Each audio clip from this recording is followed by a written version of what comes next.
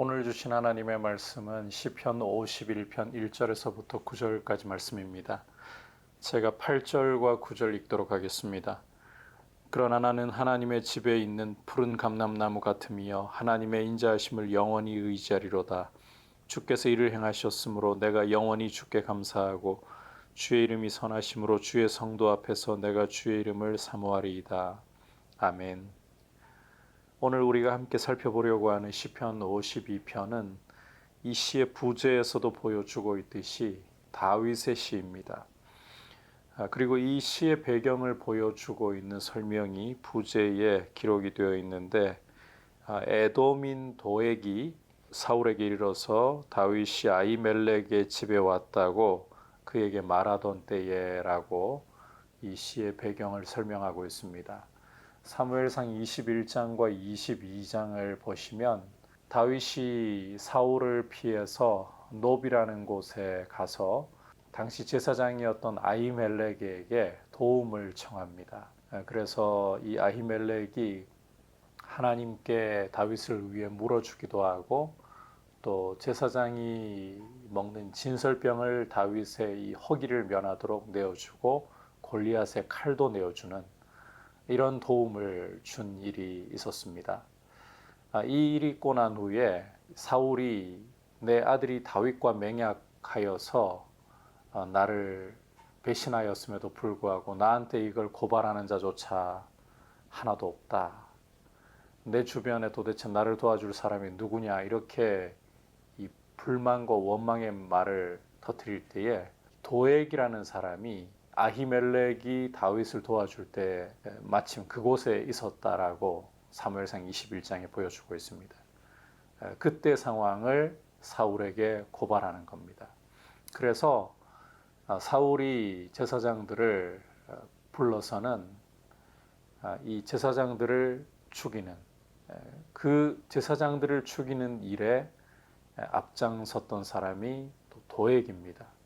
사울이 제사장들을 죽이라 명할 때에 병사들은 제사장 죽이기를 망설였습니다. 그런데 이 도액이 칼을 들고 앞장서서 제사장들을 죽이는 이런 아주 악한 짓을 저질렀습니다. 그때 이 화를 모면하고 아히멜렉의 아들이었던 아비아들이 다윗에게 와서 이 상황을 이야기를 하죠.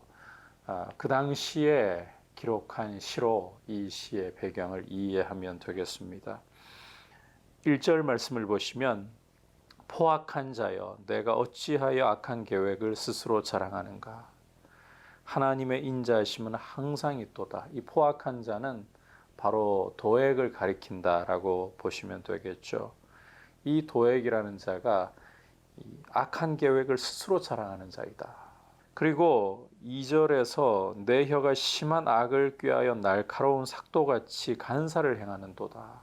이 도액이 말로서 사울에게 다윗이 도망할 때의 상황을 보고하면서 제사장들을 죽이게 만드는 그런 역할을 했잖아요. 내 혀가 심한 악을 꾀하여 날카로운 삭도같이 간사를 행하는도다. 바로 그 모습을 보여주고 있는 거죠. 계속해서 3절 4절에서도 이 도액의 혀에 대한 부분을 다윗이 노래하고 있는데, 내가 선보다 악을 사랑하며 의를 말함보다 거짓을 사랑하는도다. 간사한 혀여 너는 남을 해치는 모든 말을 좋아하는도다. 이 도액이 말로서 사울을 도우면서 결국은 제사장들을 죽게 하는 그 역할, 또 앞장서서 제사장들을 죽이는 역할을 감당했기 때문에 다윗은 이 시에서 특히 도액의 이 간사한 혀, 날카로운 칼과 같은 이 혀를 노래하면서 저주를 하는 것입니다.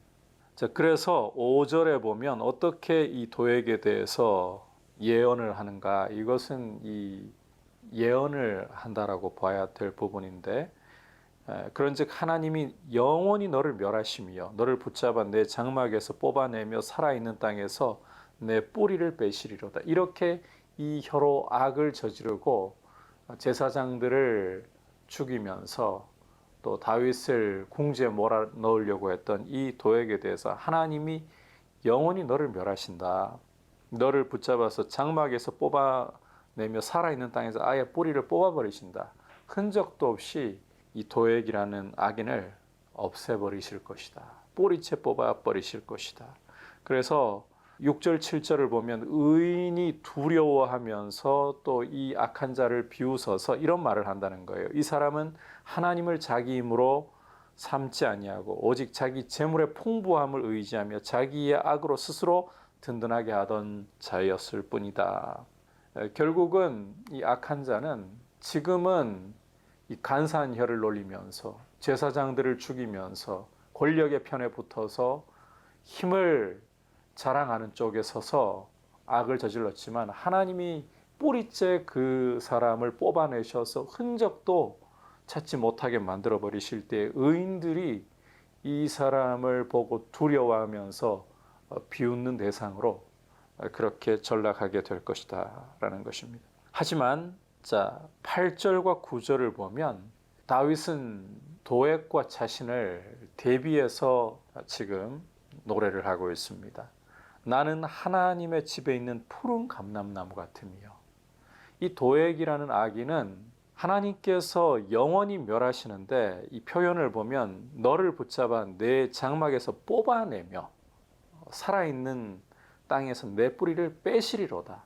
마치 나무를 뿌리채 뽑아버리는 것처럼 그렇게 멸하실 것이라고 예언이 담긴 노래를 했다면, 자신에 대해서는 하나님의 집에 있는 푸른 감람나무 같으며, 이 잎사귀가 푸르다는 것은 나무가 아주 뿌리를 잘 내려서 건강하다는 것을 보여주는 하나의 중요한 표라고 할 수 있겠죠. 그것도 하나님의 집에 있는 뿌리를 깊이 잘 내린 건강한 감람나무와 같다. 나무 중에서도 이스라엘 사람들이 참 귀중하게 여기고 사랑하는 나무인 감람나무와 같다.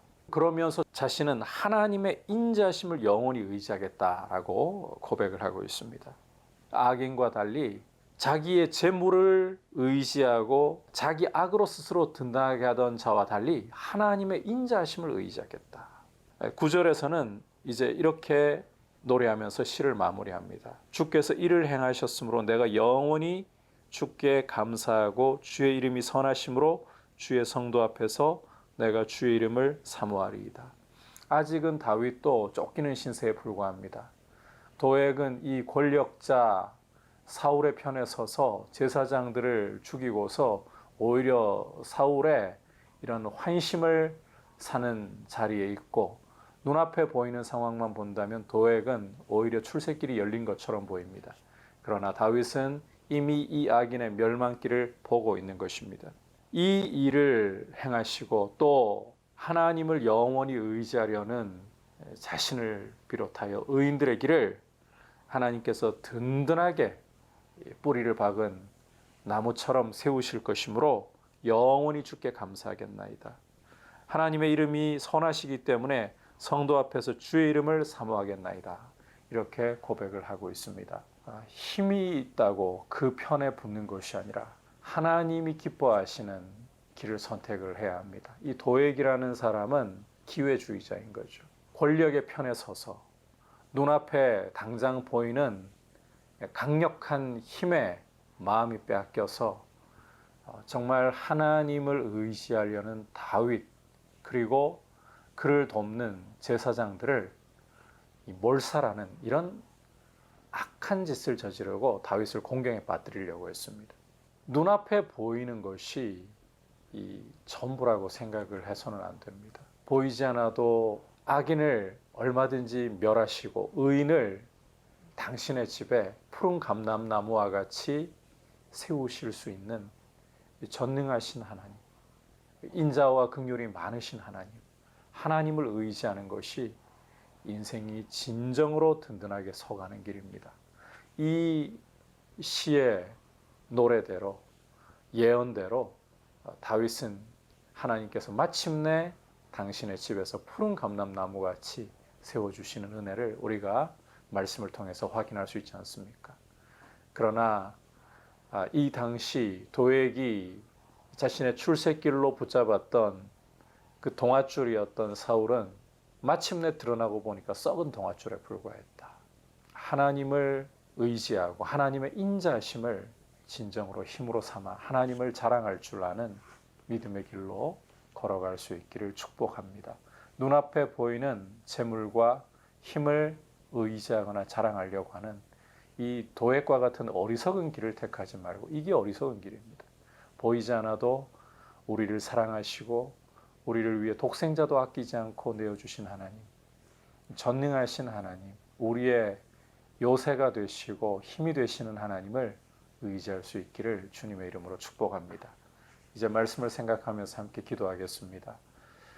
오늘 말씀을 통해서 보듯이 눈앞에 보이는 힘과 또 권력과 재물에 우리의 시선이 빼앗기거나 마음이 빼앗기지 말고 하나님의 인자하심을 의지할 수 있는 믿음으로 서 있게 해달라고, 그리고 하나님의 집에서 다윗의 고백처럼 푸른 감람나무 같이 서 있는 것이 참으로 복이 있는 것입니다. 눈앞에 보이는 재물과 힘에 의지하지 말고 하나님의 인자하심에 의지함으로 푸른 감람나무 같이 하나님의 집에 서 있는 것이 진정한 복입니다. 나를 하나님께로 가까이 이끌어 주십시오. 같이 기도하겠습니다. 하나님 아버지, 오늘 말씀을 통해서 눈앞에 보이는 재물과 힘에 의지하는 것이 악인의 길이고 어리석은 길이고, 하나님의 인자하심을 의지하여서 하나님을 기쁘시게 하는 길을 선택하는 것이 참으로 복이 있고 하나님의 집에 푸른 감람나무와 같이 서는 길이라는 것을 보았습니다. 도액처럼 악인의 길을 걸어가면서 하나님이 흔적도 없이 뿌리를 뽑아버리실 길을 걷지 말고 하나님의 인자하심을 의지하고 하나님의 선하심을 자랑하는 의인의 길을 걸어가면서 푸른 감람나무와 같이 하나님의 집에 든든히 뿌리를 내리는 귀한 모습으로 하나님의 은혜를 경험하게 하여 주옵소서. 예수님의 이름으로 기도드립니다. 아멘.